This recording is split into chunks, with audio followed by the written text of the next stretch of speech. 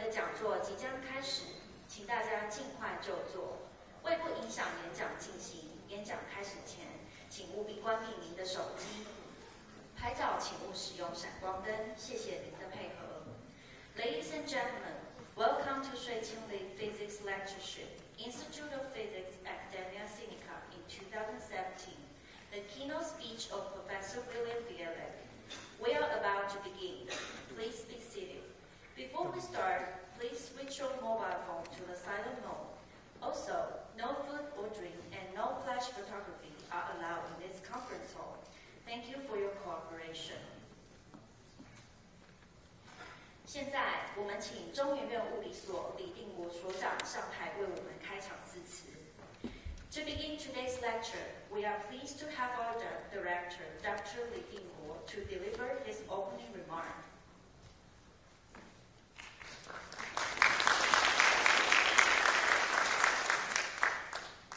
Ladies and gentlemen, on behalf of the Institute of Physics, Academia Sinica, welcome you to this 2017 Suiqing Li Physics Lectureship.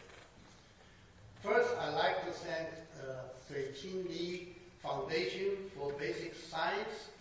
Their generous support makes this possible. The aim of the lectureship is to introduce and promote frontier research in basic physics by inviting world leaders to visit us.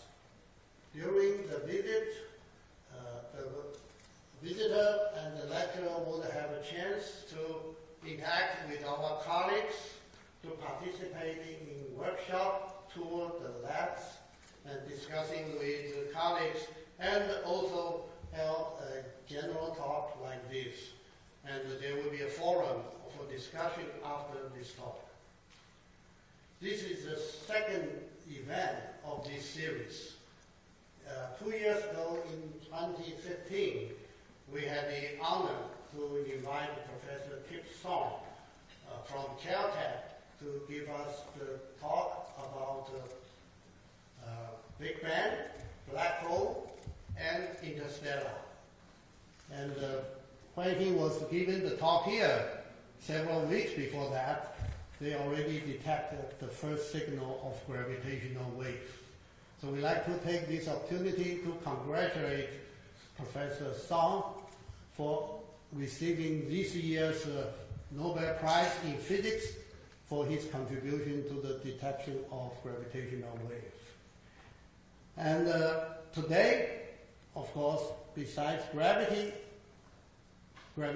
wave, there are many other very exciting, stimulating topics in physics.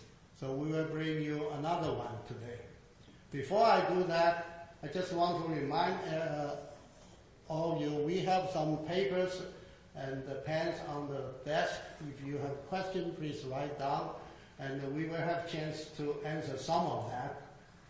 Right after this talk, we will have a forum. And it's a great pleasure. We have invited 3 distinguished scientists to join us in further discussing of today's topic. The 3 scientists are Professor Ansi Zhang from the National Tsinghua University, academician of Academia Sinica, and Dr. Henry Sun from Institute of Molecular Biology, Academia Sinica. He is also the President and Executive Secretary of Academia Sinica, in charge of all the academic affairs. And Professor Hongqian Li, he is now the visiting chair professor in Zhongyuan University. And so after the talk, please join us with the forum, further discussion about today's topic. Now let me make a very brief introduction about Professor William Bialek, today's lecturer. Professor Bialek got his bachelor degree and doctoral degree in biophysics from UC Berkeley. Actually, Professor Bialek got his doctoral degree at the age of 23. And he then took a postdoctor at the Groningen and also UC Santa Barbara Institute for Theoretical Physics before he became an assistant professor at the UC Berkeley, and then went to NEC Research Institute in New Jersey. And later he became the professor in Princeton University Department of Physics. At the present, he is the John Archibald Wheeler Patel Professor in Princeton, and he also held a joint appointment at the Graduate Center of City College of New York. Professor Bialek has many honors. I will only mention a couple of them. In 2012, he was elected as a member of the U.S. National Academy of Science. And in 2013, he got the Schwartz Prize for Theoretical and Computational Neuroscience from the Society for Neuroscience. And I just learned this morning, actually, he just was announced a few days ago that he will receive 2018 Max Delbruck Prize in Biophysics from American Physical Society. Congratulations. And there are many contributions from Professor Bialek, but today's topic is one that we are all very interested in, because we all know biological system or life is very dynamic, very complex, diversity enormous. And to most of us, we will think that it's probably impossible to do theoretical modeling, to do quantitative calculation, to understand the phenomena, not even to say to predict the life. And but is this really impossible? And that's the question I think many of us has been bothered with. And today's lecture, the physics of life, can we calculate, will address this very fundamental and important question. So let's welcome today's speaker, Professor Bialek.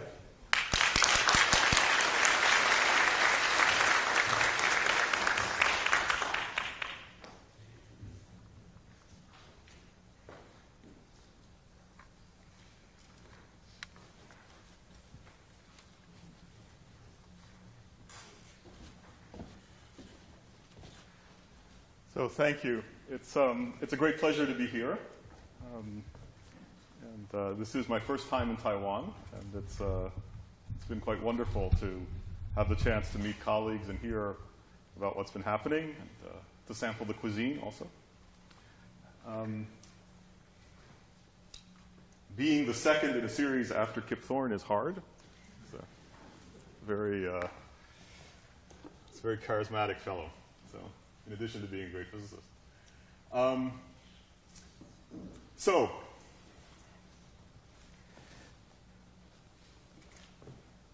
I want to talk to you about the things that have, in some ways, bothered me the most during my scientific career, and that still bother me. When I was a PhD student, if a physicist got interested in things related to biology, we said that they became a biologist, and, well, our physics colleagues were sometimes a little sad. Today, there's a whole community of physicists who have gotten interested in biology and have stayed as part of the physics community and have brought the kind of culture that we have in the rest of physics to the study of the phenomena of life. And I want to start by emphasizing that when we look around us,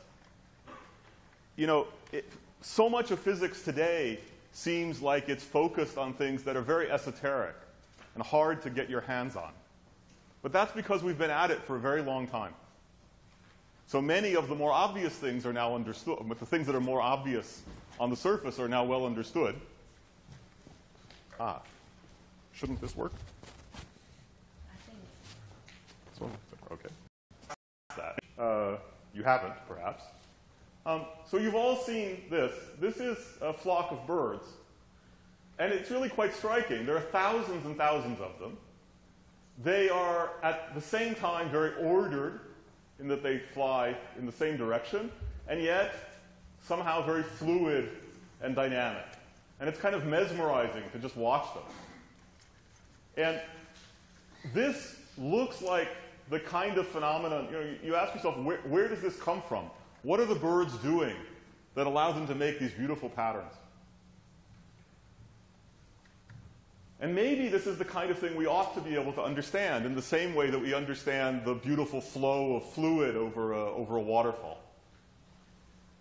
This is an example that you probably have not seen, or well, there are a few of you in the audience who may have seen this, but most of you have not seen this in this form, although you've seen the consequences of this. This is the embryo of a fruit fly. It's about 0.5 millimeter long. And if you've ever looked at a caterpillar, let's say, so you know that when in most insects, the development is that the egg hatches to give you a little worm, or something that looks like a worm, like a caterpillar, and then you undergo metamorphosis to make the insect.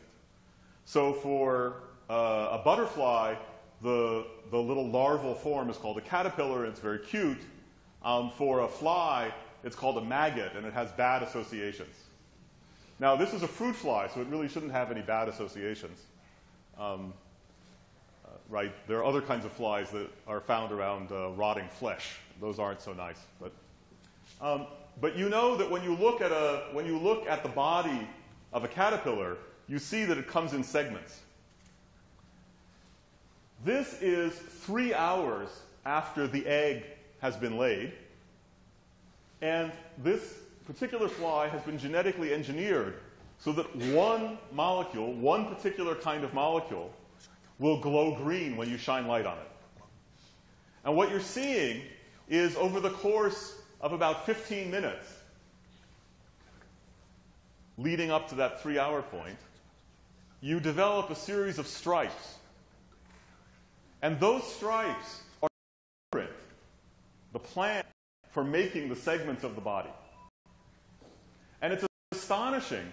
So the body plan of the organism is beautiful in its own way. But in some ways, it's even more remarkable that just a few hours after the egg has been laid, there's already a plan laid out for how that whole body is going to develop. And we're going to come back and look at this in more detail later. And then up here is a sort of reminder of many of the things that are going on as you sit and listen and try and understand. Inside your brain, there are thousands or millions of nerve cells that are busily turning on and off in complicated patterns. And we can now observe these. And in this case, this is a region of the brain that is responsible for letting an animal know where it is in space. And so as this little mouse runs around, again, the mouse has been genetically engineered so that the cells will glow when they're electrically active. And this little cable is monitoring all of that. And so as he moves around, you see different patterns.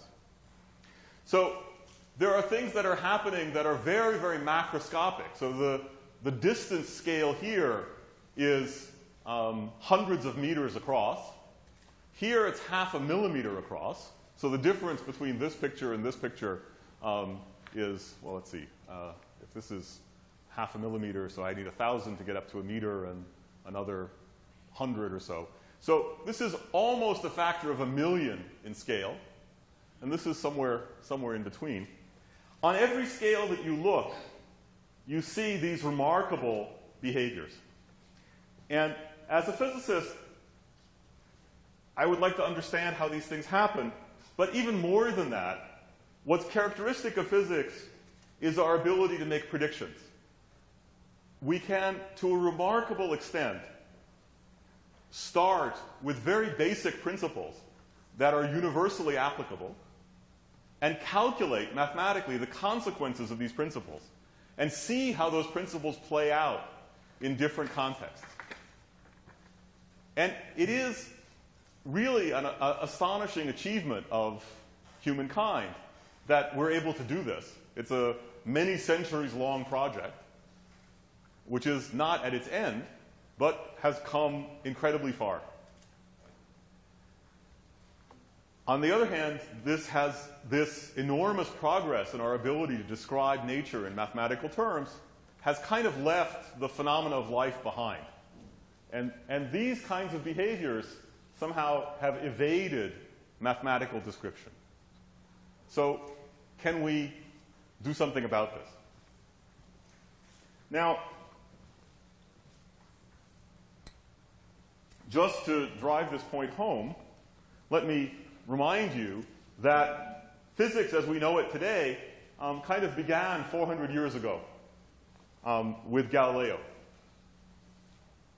And Galileo famously remarked, well, in English, it's usually, the remark is usually summarized by saying that the book of nature is written in the language of mathematics.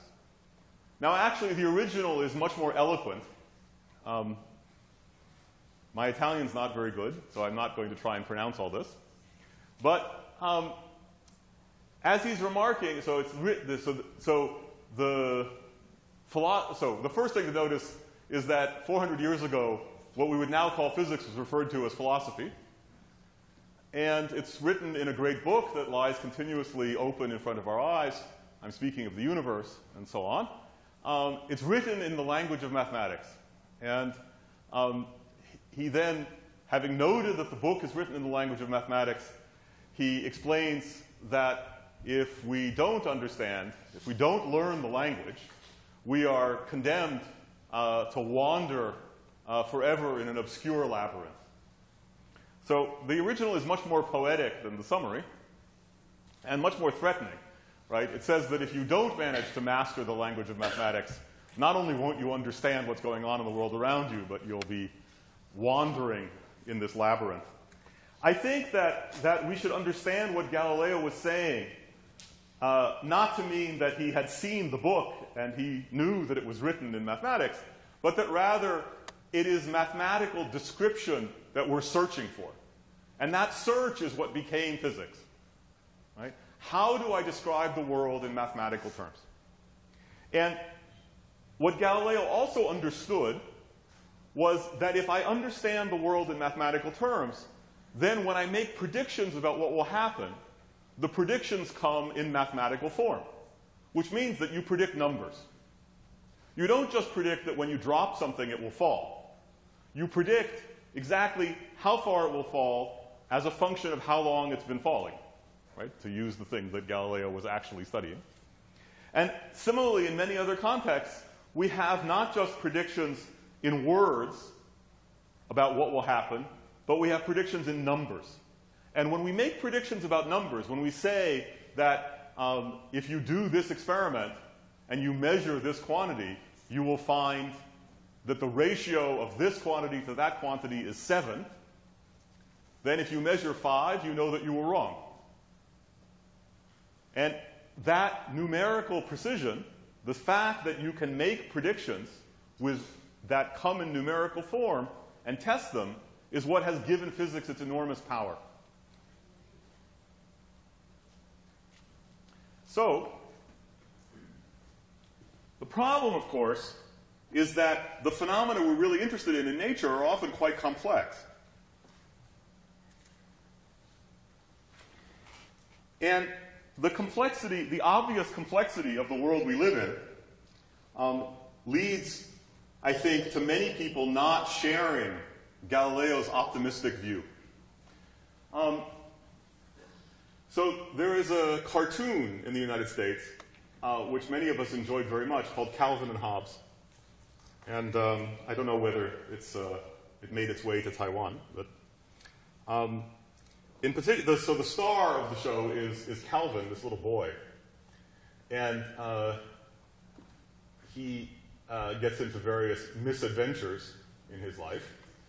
And in this one, he's with his parents, and of course this is a cartoon about a child, so the parents don't have names. That's very characteristic. And they're traveling, and they see from the car a sign that says that the load limit on the bridge is 10 tons. And Calvin asks, how do they know that? How do they know that it's 10 tons?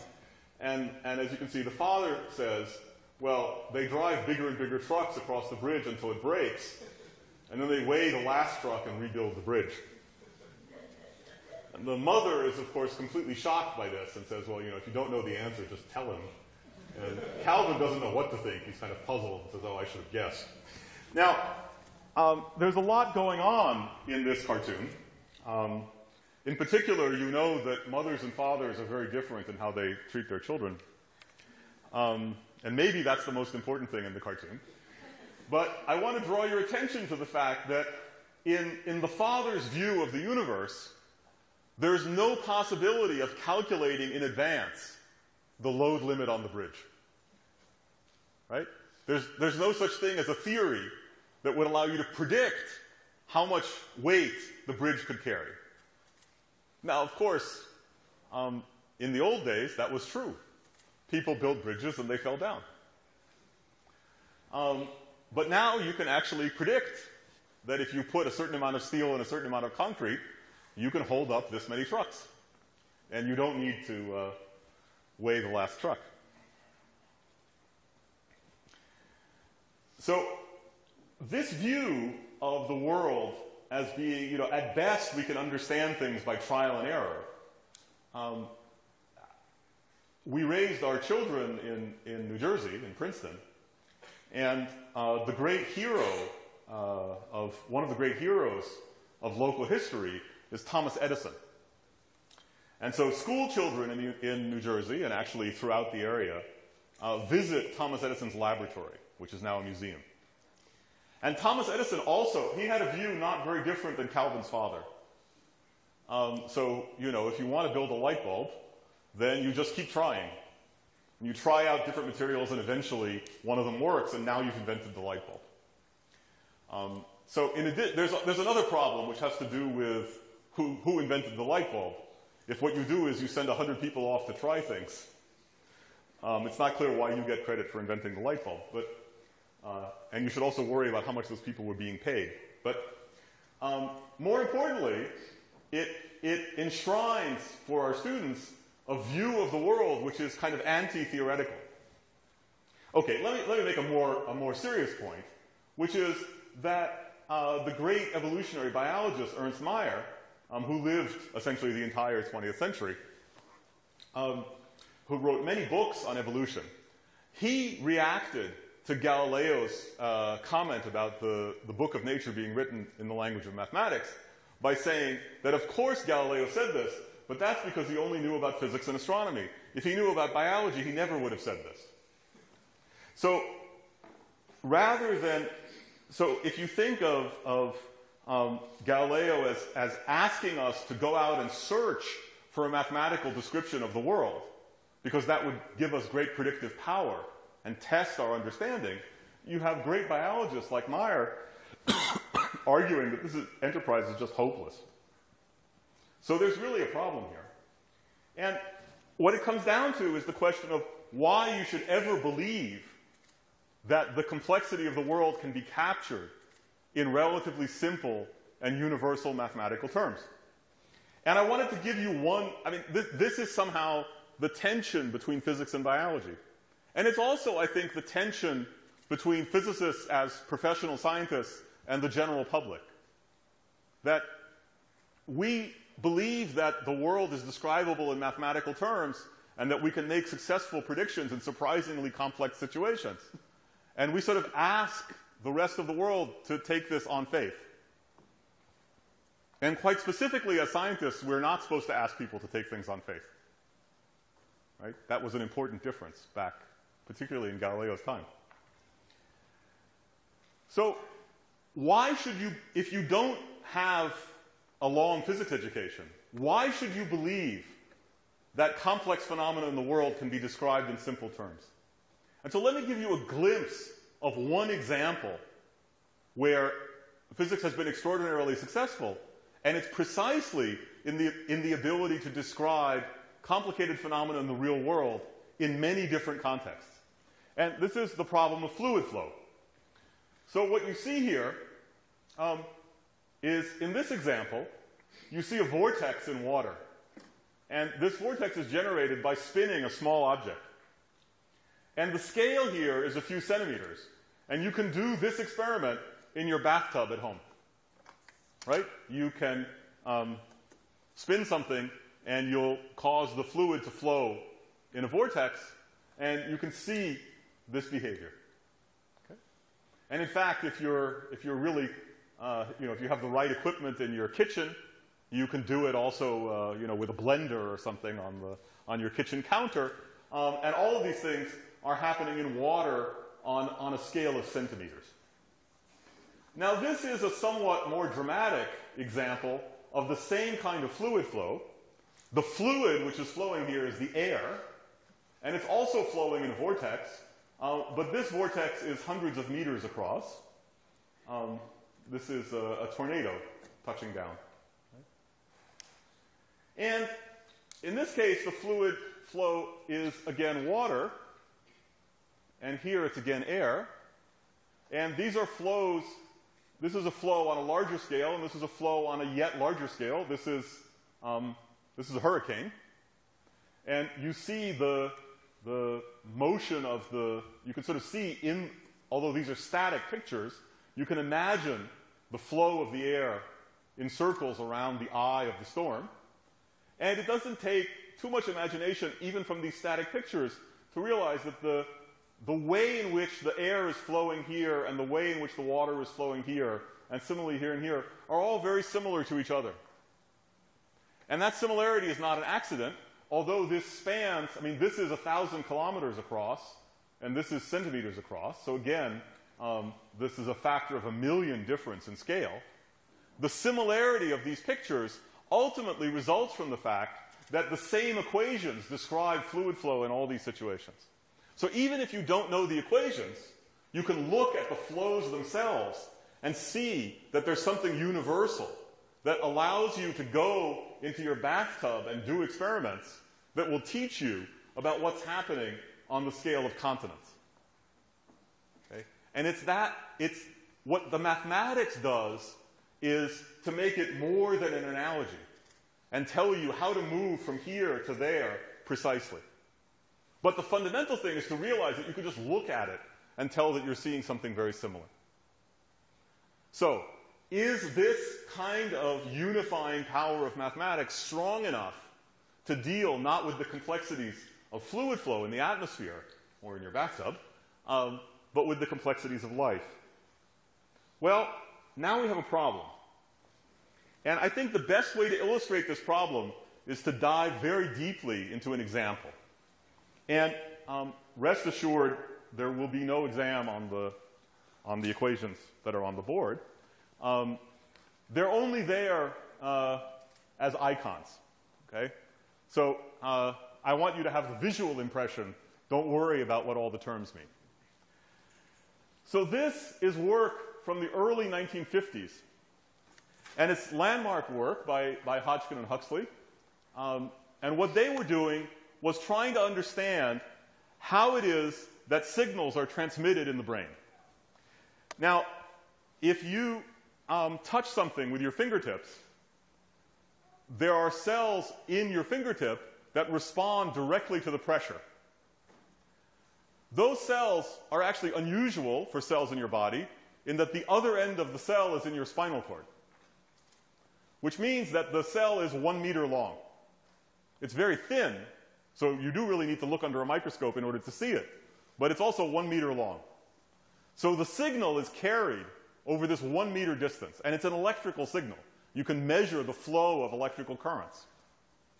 And in general, the way that signals are transferred among cells in the brain, including the cells at the edge of the brain, like in your fingertips, or in your eye, or in your ear, the way signals are propagated is that there's a pulse of electrical current which flows along the length of the cell. And that's the signal that gets along the length of the cell and is transmitted to the next cell and the next cell and so on. And it's how all the cells in your brain talk to each other. And the problem that Hodgkin and Huxley set out to solve was to understand what's actually going on that allows those electrical pulses to propagate. The rest is details. What's important is that when they thought they understood what was going on, they were able to write down equations that described the flow of current in and out of the cell and along its length. And those equations refer to what they thought was really going on inside the cell or inside the membrane of the cell. And we now know that their description was essentially correct. We even know which molecules play the roles of the variables in these equations. Okay, so it's an extraordinary success. It took decades for all of its consequences to be worked out. But I want to emphasize that this is one of the simplest examples that you can find of trying to understand mathematically what's happening in a biological system. And remember, this isn't about how an animal thinks. This is just about how a signal gets from one end of a cell to the other. It's the very first step. And in fact, the particular cell they studied was in a squid, not a particularly smart creature. But it does do something very important, which is that when it gets startled, it can escape very rapidly. And that escape signal is, again, carried by an electrical pulse, and that's the cell that they studied, for the simple reason that it's very large. So it was a place, as we say, looking under the streetlight, right? You go to a place where the experiments will be relatively easy.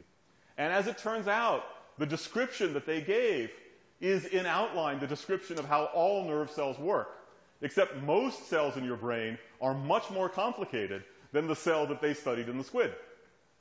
And yet, when they sat down to give a mathematical description of what's going on, they wrote down all these equations, so 1, 2, 3, 4 equations. And importantly, in order to describe that particular cell, there were different numbers that you needed to know.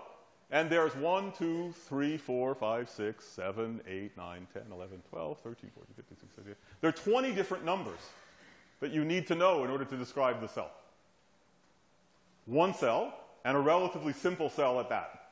If you wanted to give a comparably accurate description of a cell in our brain, then for one cell, you would need more like 50 or even 100 numbers.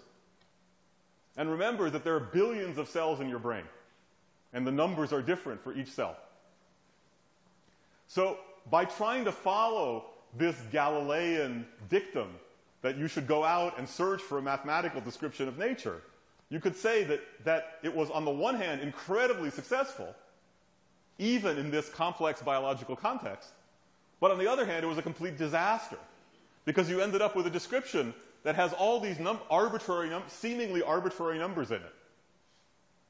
And so how are you ever going to understand how a whole brain works if for every cell you need to know all these numbers? So let me contrast this. Let me explain to you why, as a physicist, this is particularly disturbing. And the way to do that, I think, is to compare to work that was done just a few years later.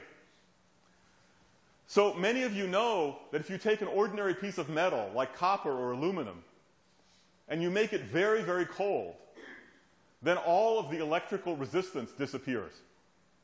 And this is a phenomenon called superconductivity.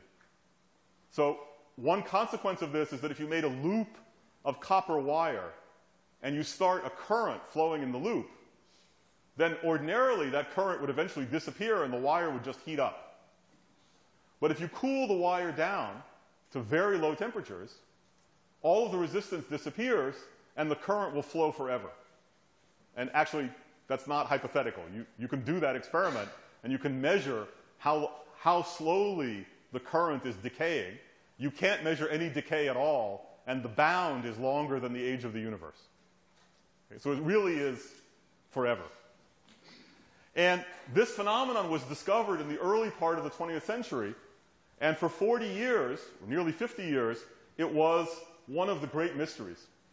And in 1957, these gentlemen, John Bardeen, Leon Cooper, and Bob Schrieffer, wrote down a theory which is essentially the correct theory. And I refrained from showing you equations in their paper, which are even more complicated than these equations. But the equations in this paper have an important property, which is they don't have all these arbitrary numbers in them. And this is very nicely put in the discussion, which, by the way, is also an interesting bit of sociology of science. They write with a combination of modesty and certainty that they've solved one of the great problems. And, well, I know some of these guys, and I can tell you which ones were the modest ones and which ones were the guys who were certain that they'd solved one of the great problems. But anyhow, it was an extraordinary piece of work. And they remarked that in order to make the theory work, there are 3 numbers you need to know. Not 20, 3. And of those 3, well, one of them is at what temperature does the resistance disappear? Okay, so, but you know that the units of temperature are somewhat arbitrary. For example, I live in a country that measures temperature in very strange units, right? The rest of the world has a fairly sensible system. And so that tells you that you can measure temperature in many different ways. So if I wanted to, I could choose my units of my system for measuring temperature. Instead of putting 0 at the freezing point of water, I could put the temperature at which the resistance of the metal disappears, and I could call that 1. And now there's no parameter, right? So that one's gone. And then there are 2 more, but as they point out, you can measure these by doing experiments on the normal metal, just the metal that you see before you cool it down. So in fact, you don't need any parameters in order to explain what's going on. You can understand superconductivity without knowing any arbitrary numbers. And you can predict things about how superconductors will behave without having to appeal to a large number of different parameters. Now, these are both tremendous intellectual triumphs in very different domains. Let me emphasize that real superconductors are also quite complicated often quite complicated materials. So it's not that this is the world of simple things and this is the world of complex things. It's rather that somehow in the problems that we're used to dealing with in physics, all the complexity doesn't show up by having to know lots of numbers. There's some way around all that complexity that allows us to isolate the essence of the phenomenon without appeal to lots of arbitrariness. So the question is, can we do this in the context of biology? So there are a couple of possibilities. I would actually say that this question of how to respond to this explosion in the number of parameters is actually a question that in many different ways animates what a large fraction of the physics community that's gotten interested in biology is doing. Okay? So we don't often say explicitly that that's the problem we're working on, because it's a kind of funny-sounding problem. You know, what do you do about all the parameters? That doesn't, you know, you can't convince somebody to give you money to worry about how many parameters there are. So you say something else. But deep down, this is the problem. And so there are a couple of different reactions, one of which I won't talk about. And there are 2 very different directions that you could go in. One is to say, well, yeah, there are all these parameters, but somehow they don't matter. That it seems like if you want to describe exactly what's going on in this particular system, then you need to know this long list of numbers. But somehow, for the things that really matter in the life of the organism, you don't need to know all of those numbers. And in fact, maybe that's a principle, that the really important things don't depend on that long list of parameters. So that's an idea which lots of people have talked about, but it's not the one that I'm going to talk about today. The one I'm going to talk about today is the idea that the parameters that are chosen by nature are somehow special. That over the long evolutionary history of organisms, there's been pressure to solve a whole variety of problems. And these complicated mechanisms that we see are really nature's way of solving a whole variety of problems that the organism has to deal with in order to live. You have to be able to sense your environment. You have to be able to control your own movement. You have to take in food and turn it into useful energy. You have to be able to remember things because you're going to act on them later, and so on. You have to control your own internal state. And in fact, that's a problem not just for the entire organism, it's a problem for every single cell in your body. Every cell has to control its own internal behavior so that the right chemistry is happening at the right time. Maybe, if you choose the parameters incorrectly, those problems never get solved. And so the parameters that you will actually see are the ones that correspond to solving those problems. And it might be even stronger than that. It might be that the problems which organisms have to solve are solved extremely well in the real biological system, and that pushing you toward understanding what is the limit to how well you can solve these problems will focus your attention on the parameters that you actually see in nature. Okay? And so that's the idea that I'm going to try and pursue. Let me then, moving. I want to pause here and remark that I'm going to talk about a set of, I'm going to give you a couple of examples, but these are part of a long series of ideas that my colleagues and I have developed over the years. And by now, the number of us who have been involved in this is quite large. And in particular, there's been an extraordinary collection of students and postdoctoral fellows who have worked on these ideas, and now many of whom, almost all of them actually, have gone off to be professors in their own right and have their own students and so on. And so this is a moment to pause. A colleague of mine, when I congratulated him on winning, on being recognized by the community, he said, you know, as a scientist, the only prize that really matters is that bright young people come to your office and ask if they can work with you. Because that's the award that keeps on giving, right? You know, if you get an award, you get it on that day and it's very nice, but then it's done and you go on. But the students who come to work with you become part of your life. And I've been honored many times over with a remarkable collection of students. So, here's an example.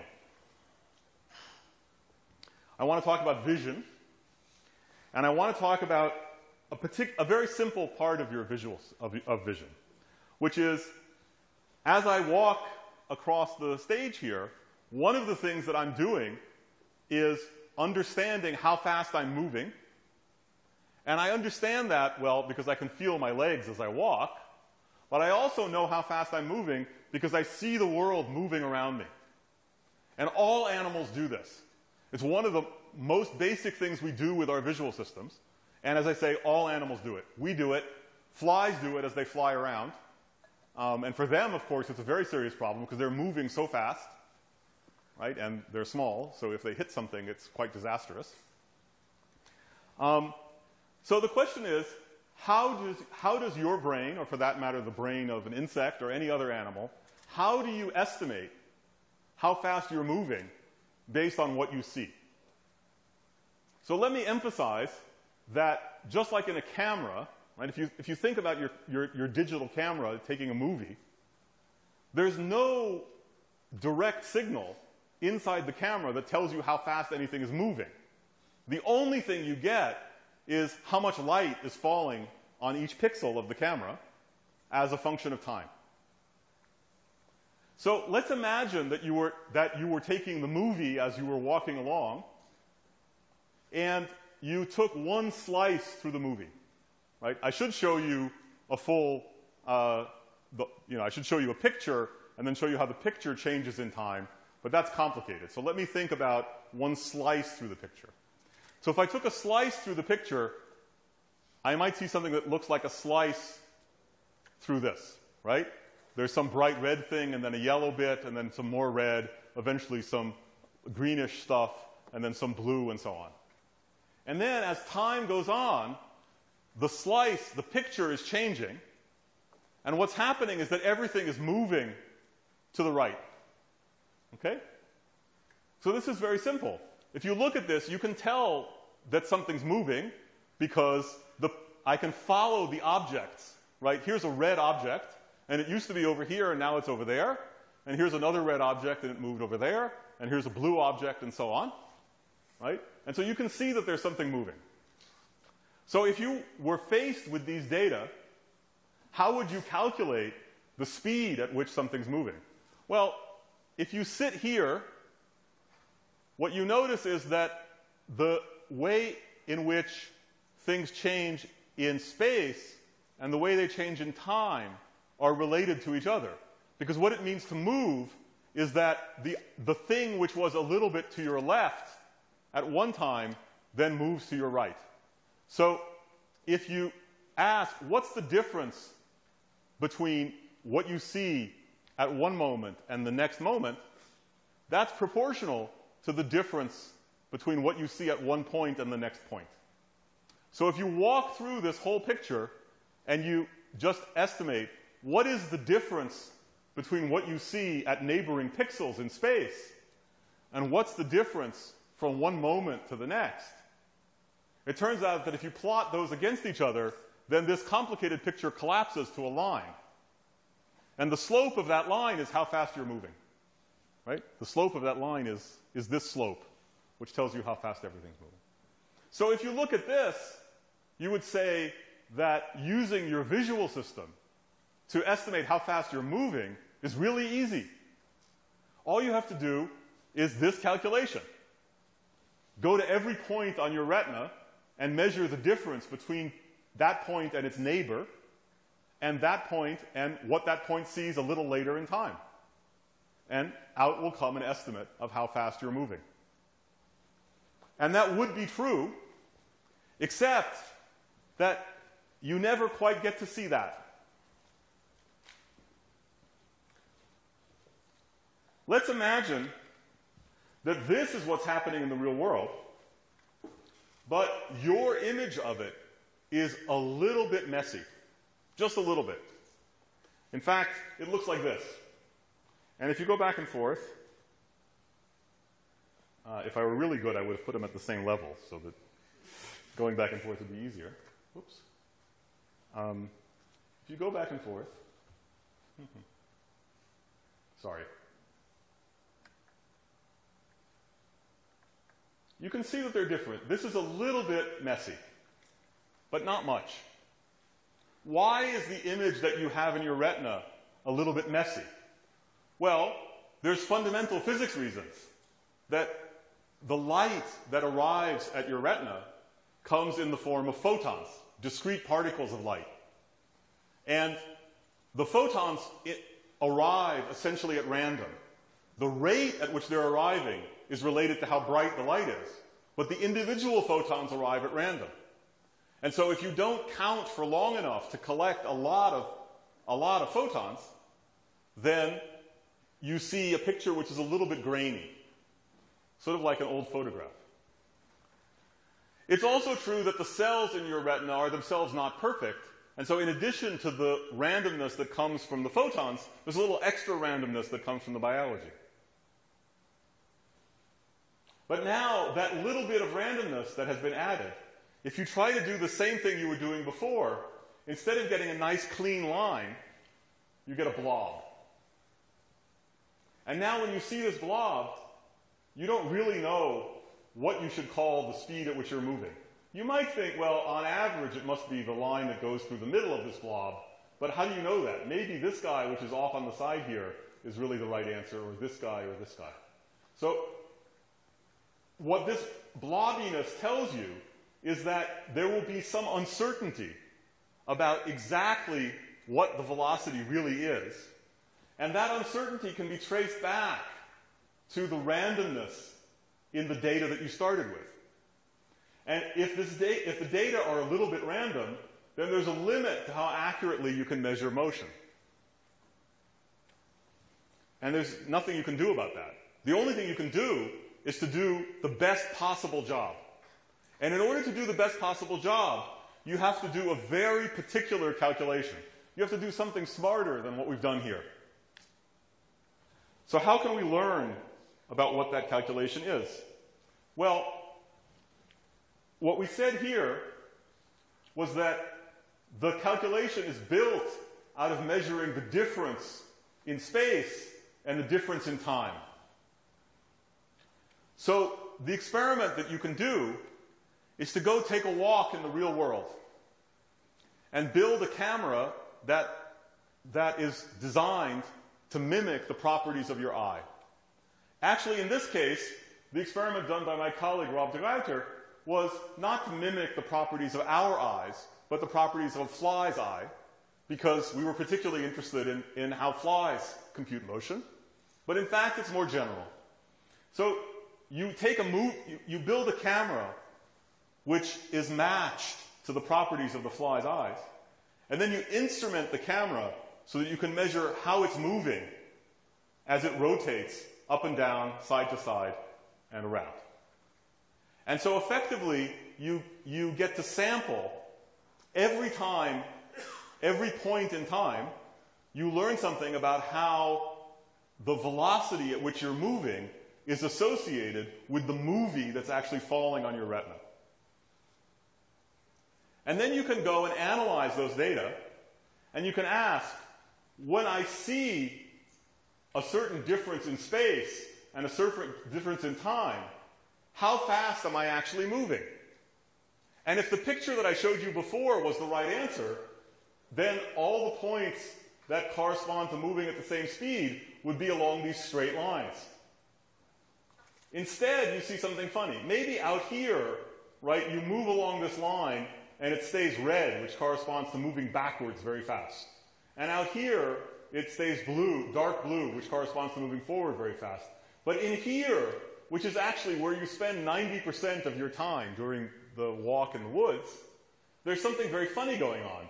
The lines that correspond to moving at a particular speed are sort of curved outward rather than being straight. And what that tells you is that if you want to compute motion, you should do a calculation which does not correspond to falling on these lines, but rather corresponds to following these curves. And that calculation is a very strange calculation from the place where we started, but actually there were hints for a long time that that is the computation that insects are doing when they estimate motion. And actually it might also be the computation that we do when you estimate motion. And actually, it's interesting that this computation, following these curves, it has a weird feature, which is that you could construct a movie which would put points on this yellow curve so that if you did this calculation, you'd think that you were moving at that speed, but actually there's nothing moving in the image. And since we understand what this calculation is, we can make that movie, and hopefully it works that you see something moving. And then if we move from the red curve to the yellow curve, it should move a little slower, and then to the blue curve, it should move slower still, and then eventually we should get it to change direction. And let me emphasize to you that there are no moving objects here. There's absolutely nothing moving in this movie.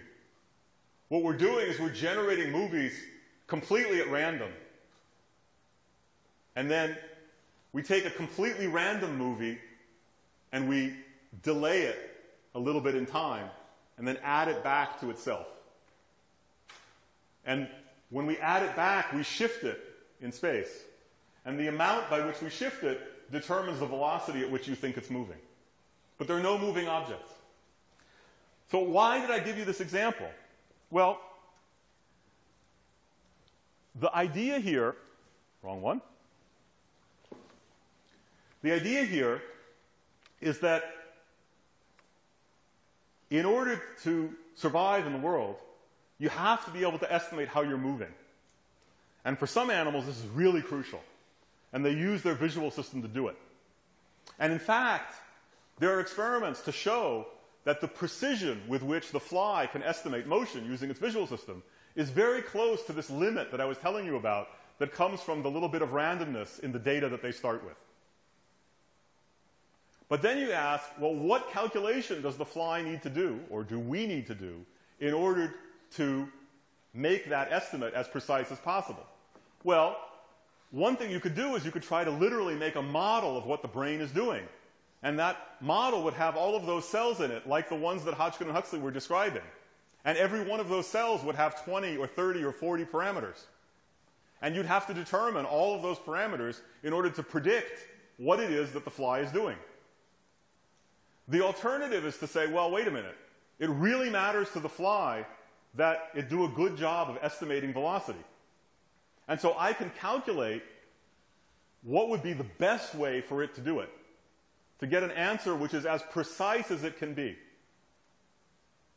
And if I'm right about that calculation, then I should be able to predict what the cells in the brain are doing. And if you allow me to extrapolate a little bit, I should be able to predict what you'll see. And that means that I could design a movie that has the property that although nothing is moving, since I know what calculation your brain is doing, I can make you think that you see something moving. In fact, you literally see something moving, right? It's not that you think you see it. You actually see it. That's what it feels like. And it works. The principles behind designing this movie come out of this calculation, and there are no free parameters.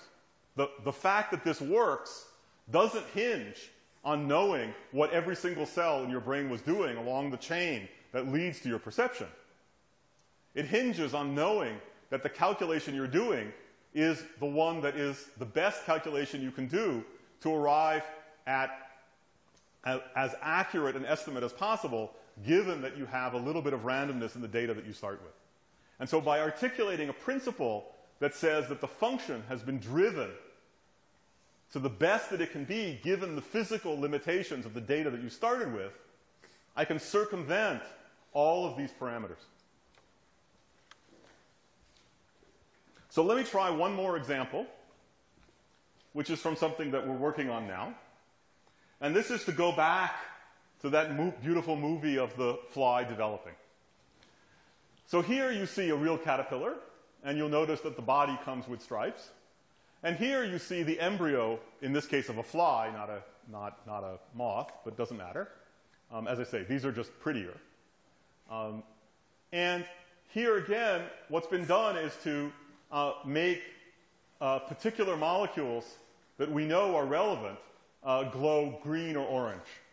And you can see that the orange stripes here are almost the orange stripes there. The fact that they're both orange is a coincidence. But that's a nice coincidence. And you could then ask, well, how does the organism know to lay out the plan in this way? And through a fantastic body of work in genetics and molecular biology and biochemistry, we know in outline how this works. The mother, when she makes the egg, she puts molecules in specific places. So some molecules are put at this end, some molecules are put at that end, some molecules are put at both ends. And during the course of development, these molecules spread out. And so you get lots of the pink molecule over here, lots of the yellow molecule over there. And so in a sense, this is the beginning of the plan. You say, look, if you have a lot of the red molecule, then you must be near the head. If you have a lot of the yellow molecule, you must be near the tail. And then these molecules are signals that turn other molecules on and off. So you'll remember that all of the molecules that you want to make inside the cell, all the protein molecules, are encoded in your DNA. And that information is read out to make RNA, which then is translated to protein. And so these molecules turn on the reading out of the genetic information from 4 different genes, which are called gap genes. And you see that the proteins that are made end up having some complicated pattern. This one high near the front, this one in 2 bands, this one in some combination, this one high in the middle, low at the edges. And these molecules are also molecules that can turn other genes on and off, and in fact, they turn each other off. They turn each other mostly off, right? So these things turn these molecules on. They turn each other off, which is somehow how you get this complicated pattern out of these relatively simple patterns. And then these molecules, in turn on another set of genes, which are the ones that make the stripes. And so you see the striped pattern. And what you're looking at here is, instead of looking at the side of the embryo, you're looking at a slice through the middle, which is why you see dots instead of the connecting stripes. Okay? So we actually know a great deal about this process, and you could say that we understand it. Except, of course, that this is another problem like that Hodgkin and Huxley problem.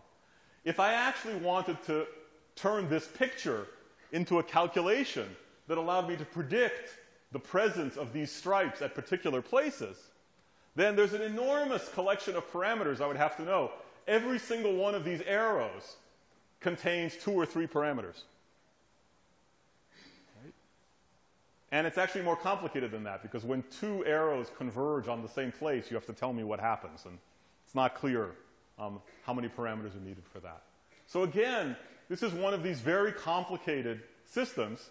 We know a great deal about it. We know the names of all of these molecules. You can purify these molecules and hold them in a test tube and say, okay, I can study what it does. But to actually explain what happens, why there are 7 stripes and so on, would require an immensely complicated description. So is there something that allows us to go around this? So there's a hint, which is that this process is astonishingly precise. So these 2 pictures are pictures of the embryo. So here you see all the cells that are on the surface, and they all look pretty much alike. And then 15 minutes later, there's this line here, which separates what will become the head from the rest of the body. And there's also this line on the bottom that I'm not going to talk about. And here you see this in real time, this line forming, and then eventually other stuff happens. So now what I want you to do is to imagine that instead of looking from the side, you take a slice through the middle of the embryo again, and you look down, and what you see is this line forming as the cells move in here. Okay? And there's other stuff happening too, but let me pay attention to this. Okay? And again, this is going to become the head, and this is going to become the rest of the body. And we know that ultimately the signal to do this comes from all those molecules with the nice colors that I showed you on the last slide. But what's amazing, and actually people knew this for a very long time, but I don't think it was appreciated why it was so important. If you line up 100 embryos, as my colleague Thomas Greger did here, and you make this movie, you can ask, where is this point where this furrow forms? And the answer is that it is 31% of the way from the head to the tail, and that it's 31% because the variation from one embryo to the other is less than 1% of the length of the entire embryo. So it is always in the same place. And in fact, if you count, you will find that there are fewer than 100 cells from here to there. And so what that means is that cell number 34 knows that it's supposed to be part of the head, and cell number 35 should be part of the rest of the body. And it's always number 34 is in the head and 35 is in the rest of the body in every embryo. It's extraordinarily precise. It means that that body plan is specified down to the level of 1 cell.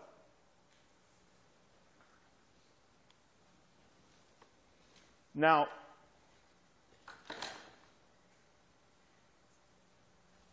I told you that ultimately the signals for doing this came from the mother.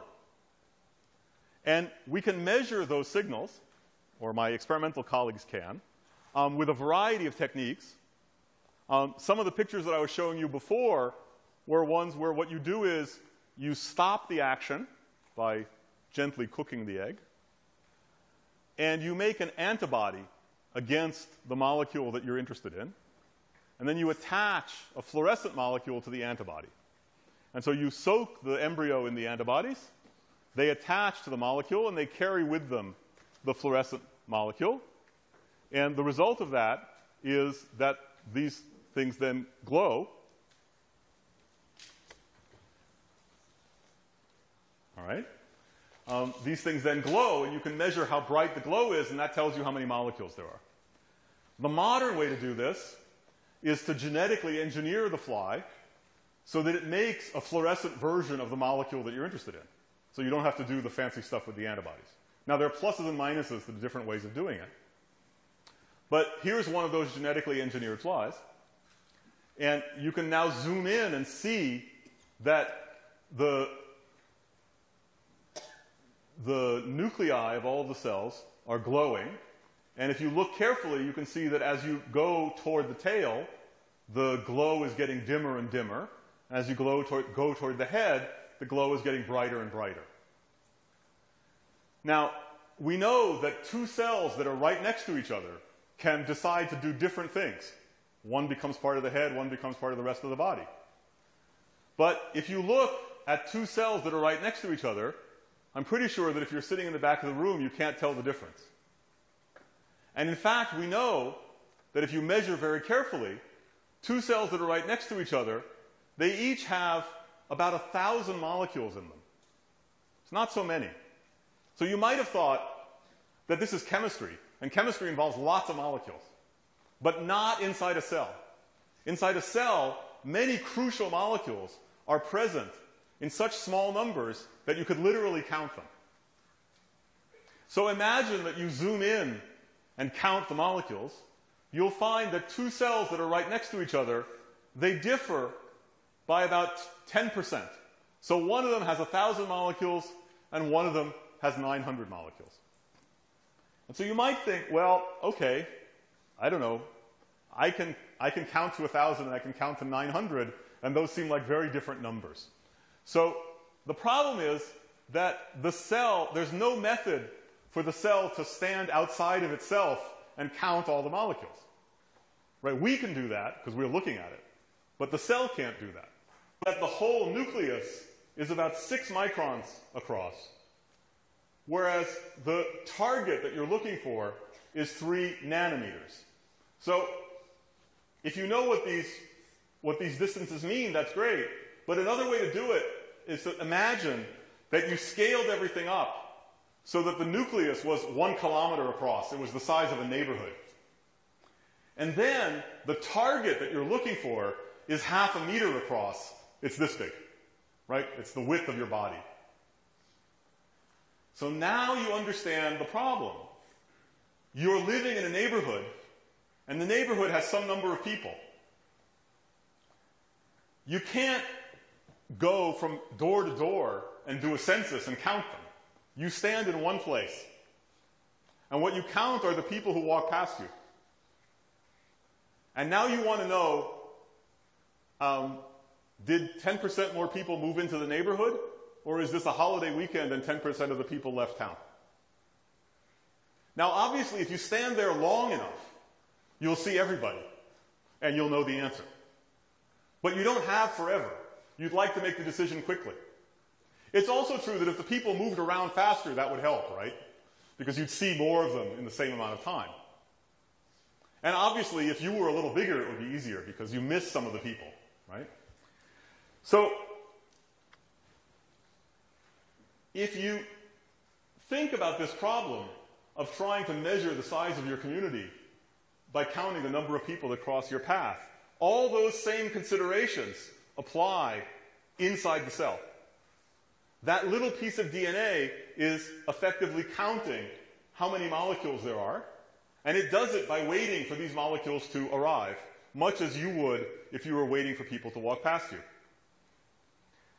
And it turns out that given the short amount of time that the embryo has in which to make this decision, and given that there are only 1,000 molecules altogether, and given how fast the molecules move around, oh, I should say,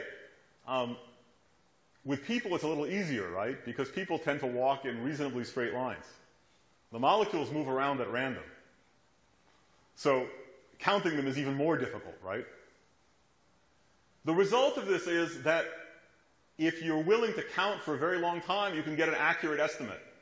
But if you only count for a short time, there's a limit to how accurately you can tell how many molecules there are in your environment.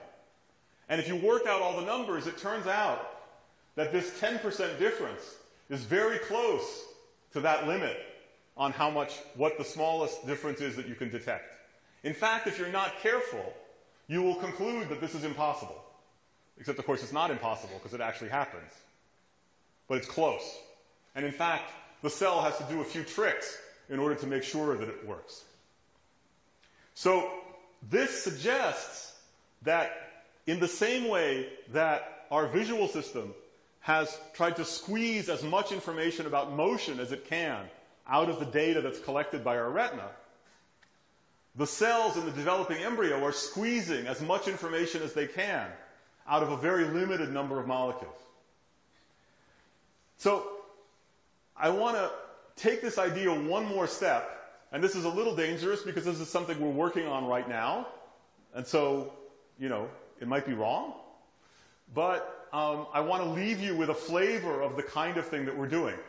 What we've done so far is to suggest that this idea of biological systems being pushed up against the physical limits of what they can do, whether it's estimating motion or measuring concentration, that gives us a way of circumventing this complicated description in terms of many, many parameters. But the examples I've shown you haven't been very precise, right? So I want to take this idea and push it a little further so that I can show you something where we really make very precise predictions. And that's at the risk of telling you about something that's still work in progress. But it's something we're very excited about. So let's look back at one of these molecules. And one of these molecules, if you ask what's the concentration as a function of position, it's got a nice peak in the middle. But the problem the cell has is the other way, right? Imagine that you're a cell sitting here, and you see the concentration has this value. So do you know where you are? And the answer is you don't, because you could be here or you could be there, right? If the concentration of this molecule has this value, then it might be that you're in the front of the peak or in the back of the peak and you don't know. And if the concentration has this value, then it's a complete disaster. You know absolutely nothing about where you are. So you can try and make a map which says, suppose that what the cell does is it uses this information that's encoded in the concentration of these molecules, and it uses it to try and figure out where it is, but it does that as accurately as it can, given the data that it has to work with. And what's been done here is to make measurements on lots and lots of embryos so that you can see that there's a kind of thickness to these lines, which corresponds to the fact that the value of the concentration fluctuates from embryo to embryo at this point, and that's that randomness in the background that you can't get rid of. And so if you use only this molecule, then if you're in this part of the embryo, you have absolutely no idea where you are. And if you're in this part of the embryo, you have no idea where you are. But if you're in the middle, you know something about where you are. You might be here or you might be there. And if you're smack dab in the middle, you know you're in the middle, but you're not sure exactly where in the middle, right? Because there's a kind of fat blob. But fortunately, there isn't just one of these molecules. There are 4 of them. And if you put all 4 of them together, everything cleans up. And so if you're a cell that's sitting here, you know you're there, and the accuracy with which you know you're there is 1%. So the first thing that's amazing is that if you take these molecules and you read out their concentrations, you can determine where the cell is with the same precision that the embryo actually uses when it makes the furrow and other parts of the pattern. So that suggests that we really have our hands on the molecules that carry the signal, right? Because we know the precision that we can get. But importantly, you only get this precision if you use the data in the best way possible. So if you tried doing some other way of reading out the information, you might, on average, get the right answer, but you wouldn't be quite this precise. So what you don't see in a plot like this, or really in a plot like this, is that in order to get this estimate, right, so here it's pretty easy. In order to understand how you do the estimate, you just sort of read things off of the graph. If you want to put together the information from 4 different molecules, you have to do some complicated calculation. But that calculation is completely determined by the same kind of argument that gives you this picture. So in order to draw this picture, in the background, I'm doing some calculation in which I take the concentrations of the 4 different molecules, and I compute something which corresponds to my best estimate of where I am, and then I ask, how accurate is it? Now, I'm claiming that the accuracy is close to the accuracy that the fly actually achieves. So maybe this is how it does it. But remember, there are no free parameters here. The assumption is that the fly is using all of the information that's available and using it to get as accurate an estimate as possible. So can we test that idea? And the answer is yes, because part of the miracle of the fruit fly is that there's 100 years of genetics. And so one can reach in to the fly and knock out one of these molecules. In fact, that's how we know about these molecules, is that they made mutant flies and found the ones that had defects in the development of the embryo, and then figured out which molecules they were. So now we can use that and say, let's go back to this picture and knock out one of the signals up here. And then that will propagate through and produce some strange pattern in here. But we understand how to read these patterns. The principle is that the fly should do the calculation that under normal conditions would give him as much information as possible about the position of every cell. So let's do that calculation.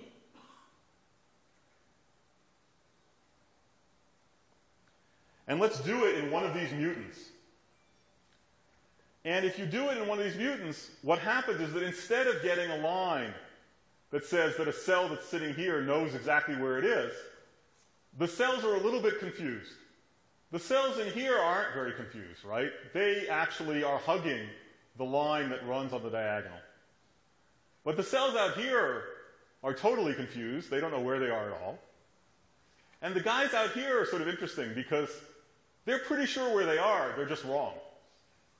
Right? They do, because the concentrations aren't what they're supposed to be, because this is a mutant, a cell that's sitting here, if it does the calculation that we think it ought to do in order to squeeze as much information out as possible, it will think that it's in a slightly wrong place. It will think that it's a little bit closer, a little bit further away from the tail than it really is. So how can we tell whether we got it right? Does the fly really do this? Well, remember these beautiful striped patterns.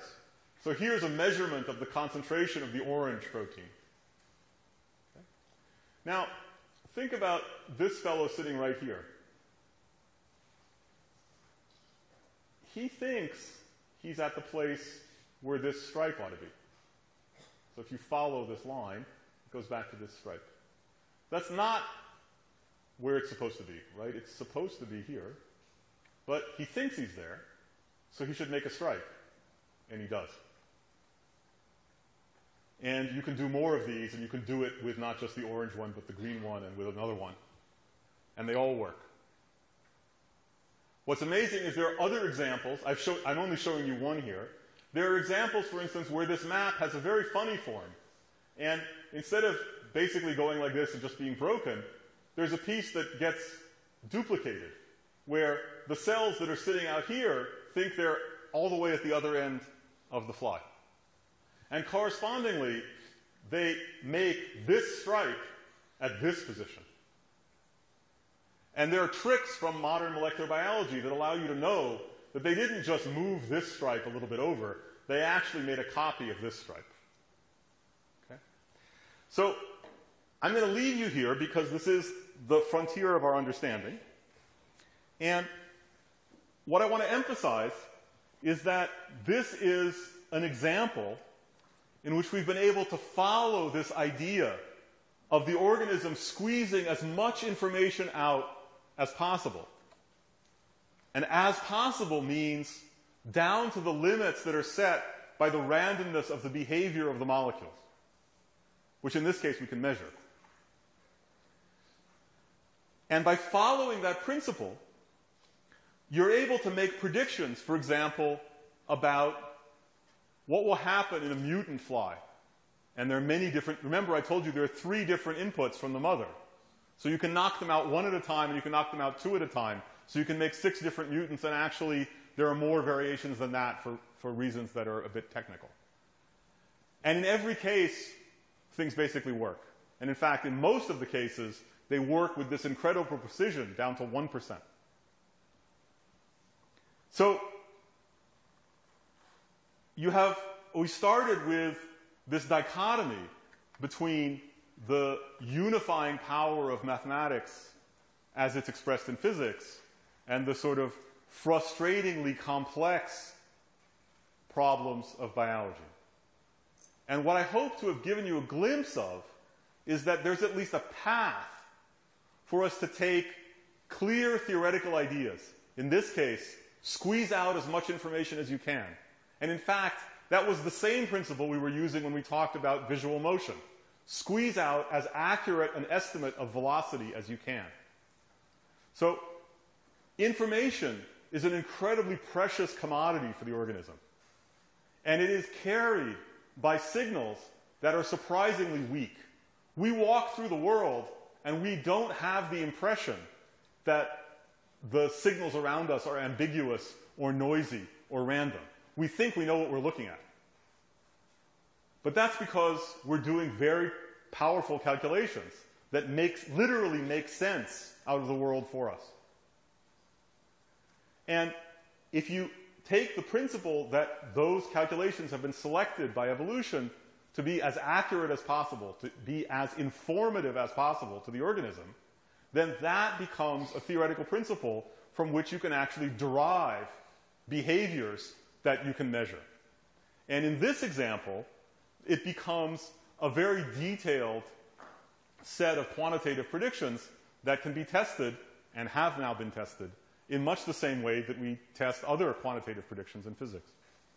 So we don't know whether these ideas are going to prove to be completely general. And, we could even run, even this line of reasoning in the fly embryo could run out of steam in the next year.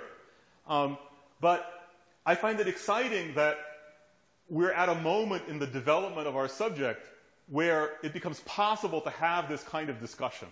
That suddenly the idea that we could have quantitative predictive theories of these very complex systems becomes a real research program rather than just being a fantasy. And so I want to leave you with the idea that maybe we're at the point where, if not from these ideas, from some ideas, we will have a real change in how we think about biological systems, that we'll be able to combine the physicist's search for simplicity and universality with a real appreciation for the complexity and diversity of life. So let me stop there and thank you for your attention.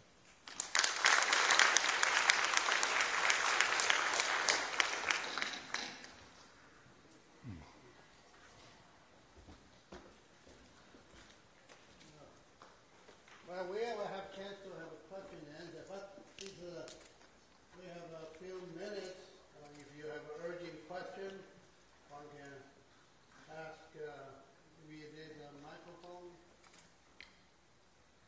In front of you, yes. My name is Sun Kang. I'm from the Brain Research Center in Tsinghua University. I have 2 questions. Can we call the detected movement resulted from a properly arranged pixels an illusion? Yeah, so when you right,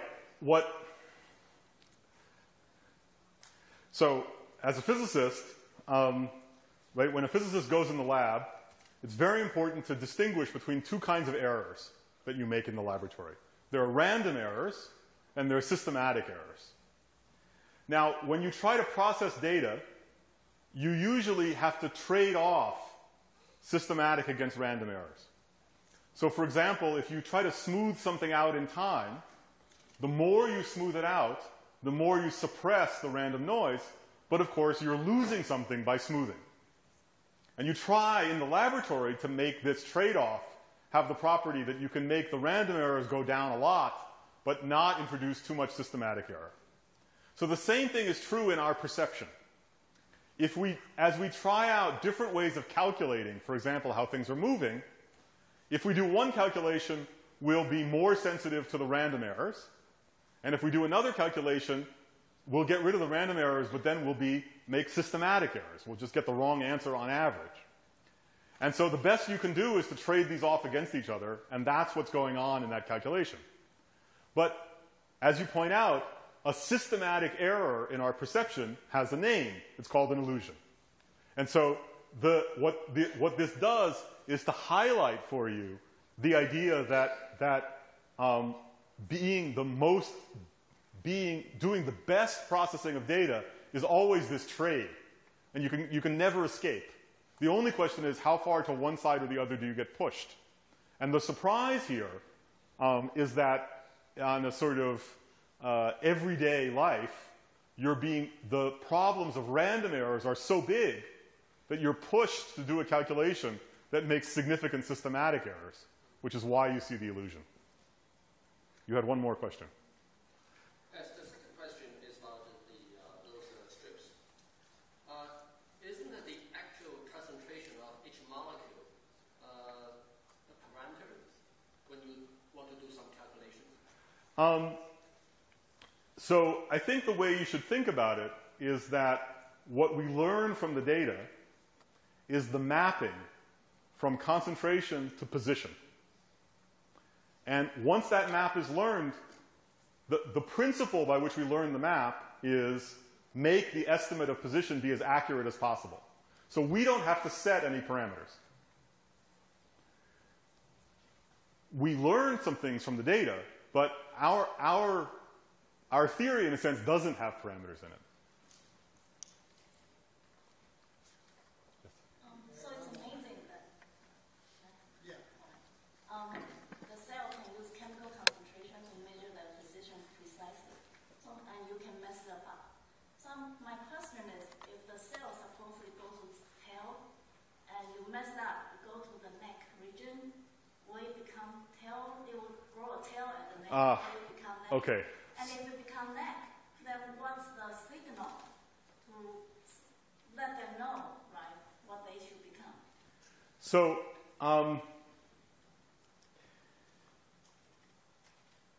the way these molecules were identified is that so it's actually one of the great stories of modern biology. My colleague, Eric Wieschaus, with whom I've collaborated on some of these things, when he was young, with his collaborator, Yanni Nusslein-Volhart, did this amazing experiment in which they took fruit flies and they made mutations. And you make mutations by exposing them to X-rays, by feeding them terrible chemicals, whatever you need to do. And then you look at the embryos.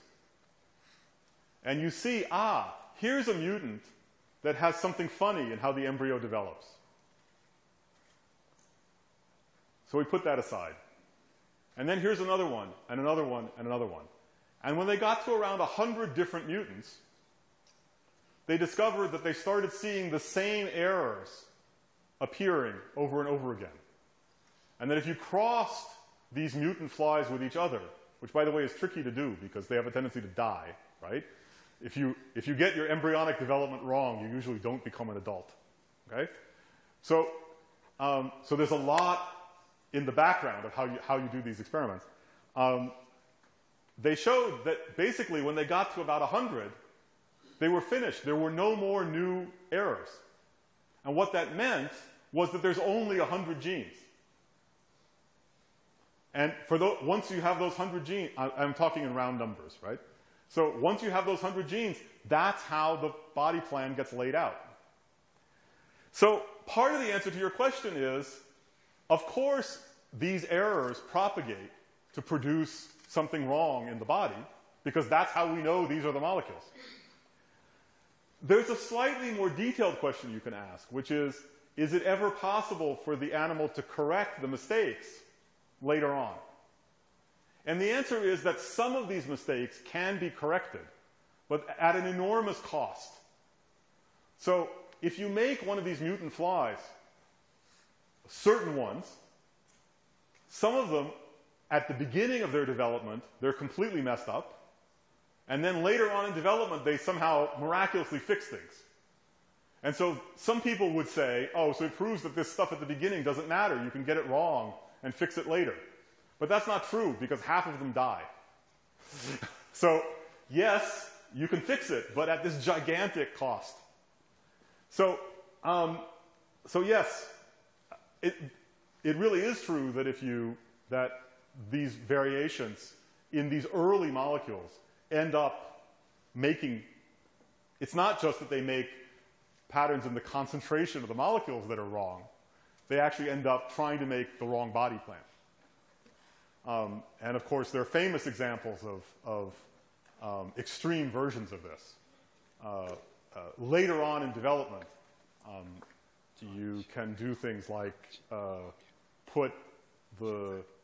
by looking for the right kind of mutation, you can make the animal grow a leg out of its head, which is a kind of Frankenstein experiment. Right?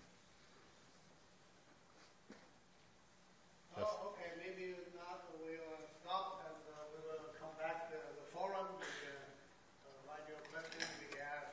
Let's thank Professor Bialek. Thank you.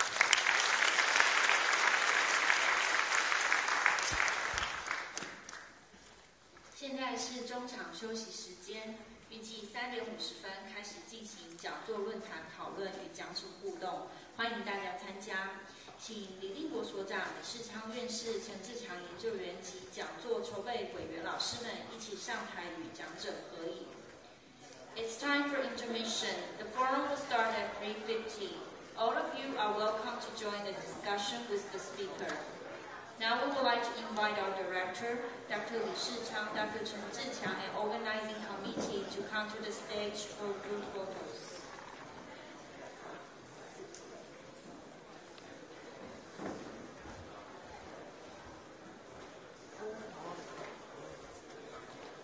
Four different kinds, yeah. That's enough. Yeah.